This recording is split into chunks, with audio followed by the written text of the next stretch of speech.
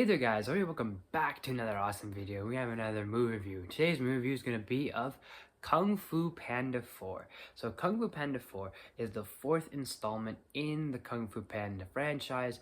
This time we have Po now has taken on the role of a mentor and has to basically find a successor to be the Great Dragon Warrior. So this movie is written by Mike Mitchell.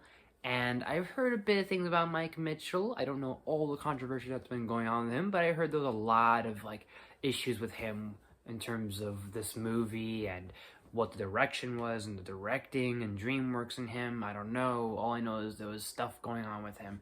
And originally I wasn't going to review this movie because I had watched this movie back in March with my beloved fiance and we saw it. We thought it was okay. But thanks to Brandon Williams, he suggested I should do a movie review on it. I was debating about doing it then. I decided to just put it on hold. He resurfaced it to me, and I'm like, you know what? What the hell? Why not? I feel like the Kung Fu Panda movies follow the Toy Story movies in the sense of that the third movie felt like a very perfect way to end the franchise, kind of put a cap on the bottle. Even though there was a little wiggle room, you could have done other things and could have done other stuff.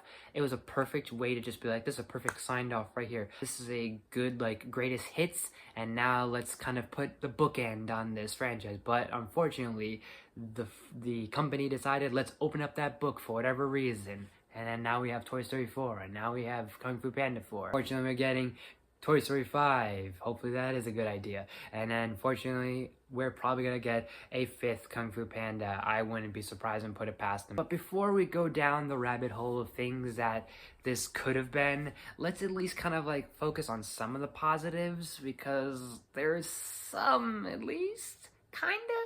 So you can't go wrong with Jack Black as Po. I think he does a phenomenal job. He does great. I feel like he embodies the character no matter what the circumstances, no matter how much you think, oh, his character has changed in a good way. Oh, and how much his character has changed in a bad way. Whether you see the good or the bad of how Po has evolved and evolved as a character, Jack Black just handles the performance pretty damn well, and there's not a bad Jack Black performance I've seen thus far. I do like that Dustin Hoffman kind of has a little more of a role in this one, kind of trying to guide Po to the right path and maybe help him guide to find his successor. I'm not sure if I'm crazy about this character, the Awkwafina character here, being the successor and being the Great Dragon Warrior after Po now being his prodigy and his protege and everything. Here's what I will say about the character. I've forgotten the character's name, but here's what I will say about the character at least. Is if we separate the character from the voice actress, the character is not that bad. I like the character. I don't mind the character. The way she looks has this sort of thievery, street rat type of edge to her. However, she's voiced by Awkwafina, and Awkwafina does a fine job as the character. My only issue is not the fact that Awkwafina plays the character, it's more the fact that Awkwafina is in literally almost everything in the last couple years or so, and I don't know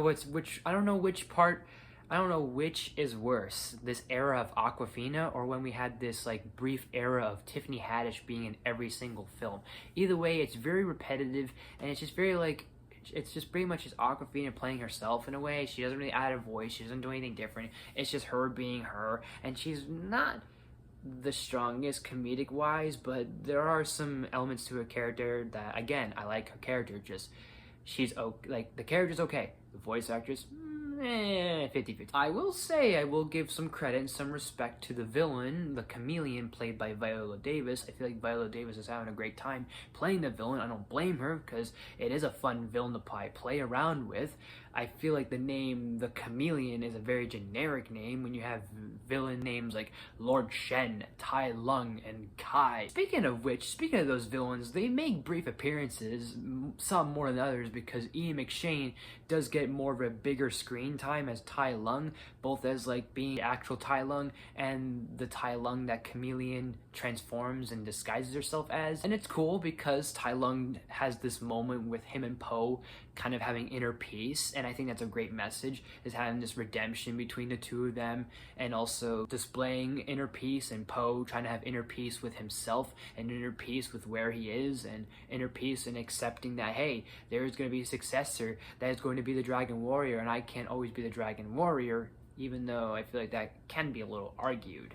But for the sake of this movie, it is a great message. Back to Tai Lung, he gets all this screen time, but yet none of the other villains, none of these other characters really get enough screen time. Like, for example, the Furious Five are barely in this film, and yes, maybe you don't need the Furious Five in all the movies, but they feel very crucial to the Kung Fu Panda franchise. Even in the third film, there was still Tigress and some of the others hanging around helping out Po, even with Kai having everyone under his influence. And here's where more of the negatives and things kind of go downhill a little bit from here. Sort of a small, slow, slippery slope of things, because not only, like I said, the Furious Five, there is a lack of. This film doesn't really need to exist. Even with this movie existing, whether we like it or not, I feel like this is not the most satisfactory in terms of a fourth installment, because it just kind of feels like the Toy Story effect, where it's like the third one was perfect, the fourth one's just kind of meh. With this one specifically,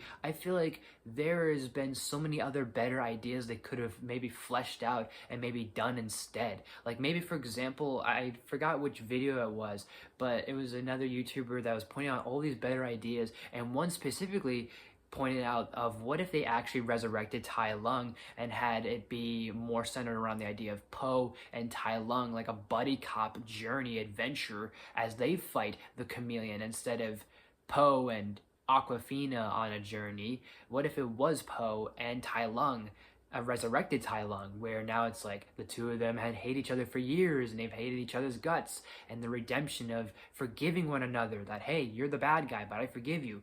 Hey, I respect that, and I respect what Shifu has done, so I acknowledge you, and I now forgive you. Kind of giving Tai Lung a redemption arc, maybe even to the point of, and to the brink of, Tai Lung approaching his father figure, Shifu, going, hey, I'm sorry for the mistakes I made. I'm sorry I was a terrible father, and they hug it out, and that would have been a perfect conclusion for his character arc. That, I feel like, would have been a better film than this. And like I said, maybe there was conflict going on, maybe there wasn't conflict. I don't know what the ordeal was. We will never know in these situations, but I feel like there is better potential for this fourth installment, and this is what they kind of settled for, and this is what DreamWorks kind of said and went, yep, this is fine. It's not the best, it's not the worst, so I will at least admit that, and I will say that I'm going to give Kung Fu Panda 4, I will at least give it a solid C. I'll at least be nice, say a solid C in the middle, so that I don't think it deserves a C+, but I don't think it deserves a C-, so it's split down the middle. So Kung Fu Panda 4, have you guys seen it? What did you think of it? Did you like it? Did you hate it? Let me know in the comment section down below. Thank you again, Brandon Williams, for this request, and thank you guys so much for watching. If you like this video, please smash the like button. If you're new to my channel, please subscribe. I do awesome videos every day and every week. Make sure you ring that bell to new videos every week. Share the video with your friends, all the good stuff and more. Leave suggestions down in the comments. You name it, I'll look and do as best as possible. This might be uploaded before or after my review for Princess and the Frog. Either way, look out for that. There'll be either an annotation to that movie review, or there'll be an annotation to my movie reviews playlist over here somewhere. Whatever the case is, look out for many things and plenty more as I'm just doing my content thing and my editing thing and my work thing. So anyways, guys, thank you so much for watching, and I will see you next time.